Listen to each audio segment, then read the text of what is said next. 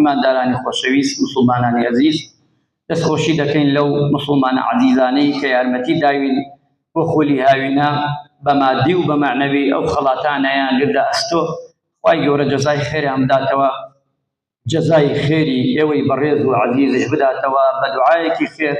بە قسەیەکی شیرین کردوتانە خوا جەزاتان بداتەوە خوا جەزای مسلمانانی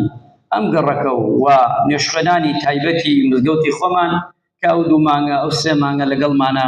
پیاو بە تەمەنەکان بە تایبەت کە تحملیان کردووە و ئەو مناڵە جوانانە هاتوون و چەنێ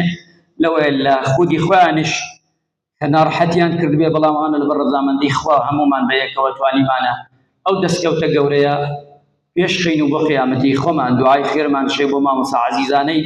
کە باشدار بوون هەموو ساڵێ کۆمەڵی مامۆستای عەزیز و بەڕێز